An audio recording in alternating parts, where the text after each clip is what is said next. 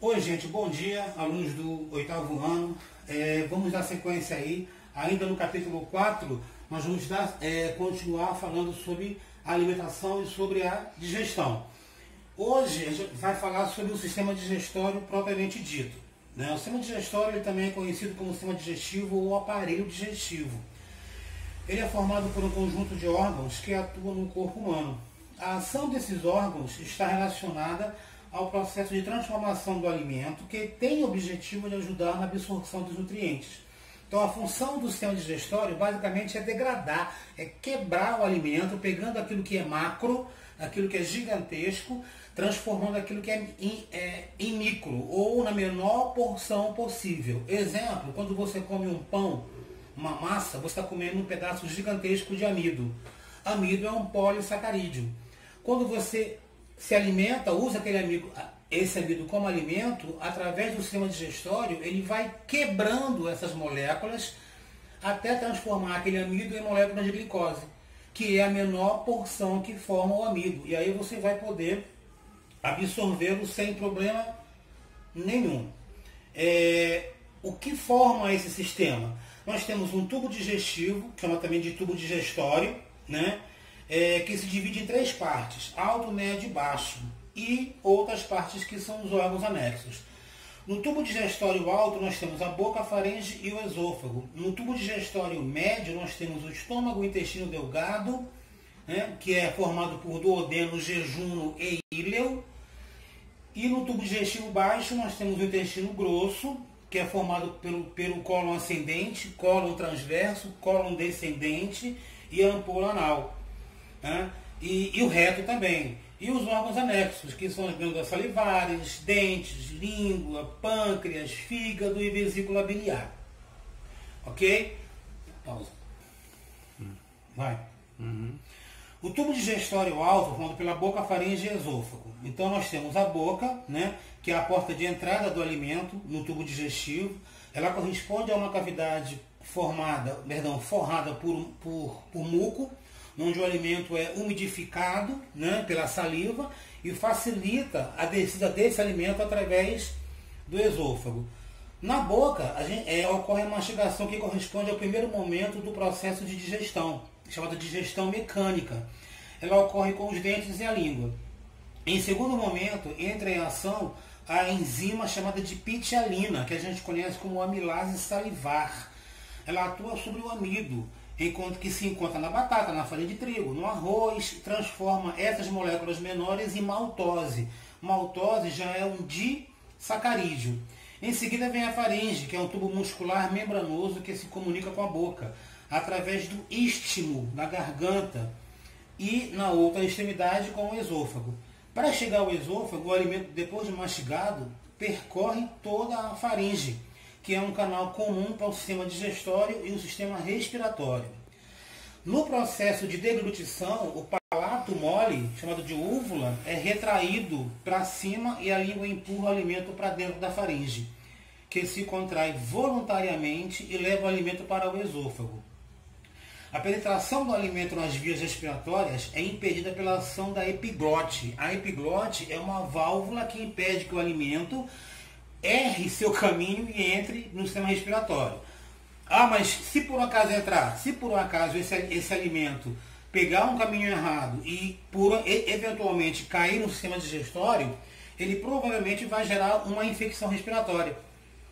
Porque ele vai atrair anticorpos, porque será um corpo estranho em um órgão que não é para recebê-lo. Então esses anticorpos vão acabar gerando uma resposta inflamatória que provavelmente vai gerar uma insuficiência respiratória ao longo de um período. O esôfago é um tubo musculoso controlado pelo sistema nervoso autônomo. O esôfago ele possui movimentos peristálticos, que é um movimento que vai fazer com que o bolo alimentar seja empurrado em direção ao estômago. Esse movimento é tão perfeito que se você tiver de ponta cabeça, você consegue mandar esse alimento para o estômago sem problema nenhum. Por meio dessas ondas, que são chamadas de contrações, que a gente conhece como peristaltismo, o tubo musculoso vai espremendo o alimento e levando em direção ao estômago.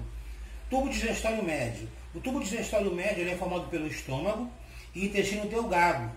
O intestino delgado é dividido em 3 partes: duodeno, jejum e íleo. Por que chama-se duodeno? Porque possui 12 dedos de comprimento. Por que chama-se jejuno? Porque quando você faz uma autópsia, está sempre vazio em cadáver. E por que chama a terceira parte de íleo? Porque está sobre o osso da bacia, chamado íleo. O estômago é uma grande bolsa que se localiza no abdômen, sendo responsável pela digestão das proteínas. A entrada do órgão recebe o nome de cárdia e a parte inferior do estômago chama-se piloro. Então, muitas crianças eventualmente têm refluxo, chamado refluxo gastroesofágico, porque a cárdia não se fecha totalmente. Então, o conteúdo estomacal acaba sendo regurgitado e acaba vomitando. Adultos que têm esse problema não podem se alimentar e logo depois deitar, porque vão vomitar com certeza. A enzima do estômago é chamada de pepsina. Ela que é responsável por produzir o suco gástrico que vai servir para a digestão de alimentos. O intestino delgado ele é revestido por uma mucosa enrugada que apresenta inúmeras projeções. Essas projeções são chamadas de vilosidades intestinais. São essas vilosidades intestinais que vão ampliar a área de absorção do intestino delgado.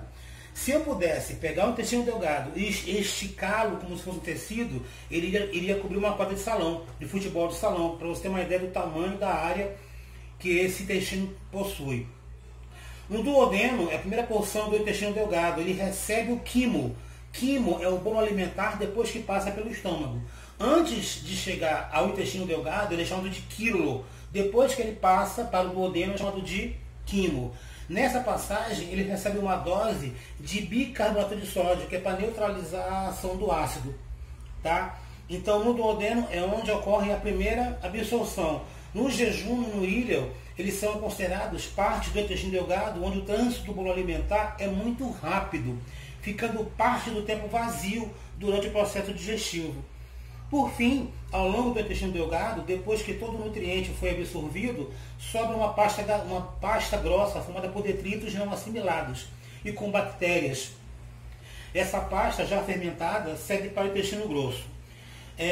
No tubo digestório baixo, que é o intestino grosso, é formado pelo seco, pelo cólon ascendente, cólon transverso, curva sigmoide e reto. No intestino grosso, mede cerca de 1,5 m de comprimento e 6 centímetros de diâmetro. É o local onde a água é totalmente absorvida e é devolvida para o resto do corpo. É lá que ocorre o armazenamento e a eliminação de resíduos digestórios. O reto é a parte final do intestino grosso, que termina com o canal anal e o ânus, por onde são eliminadas as fezes. Para facilitar a passagem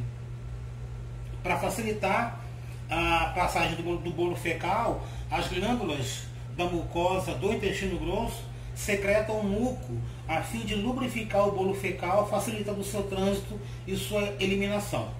Falou, gente? Vamos parar por aqui hoje. Eu espero que todos estejam com saúde, vocês com seus familiares. Um bom dia a todos.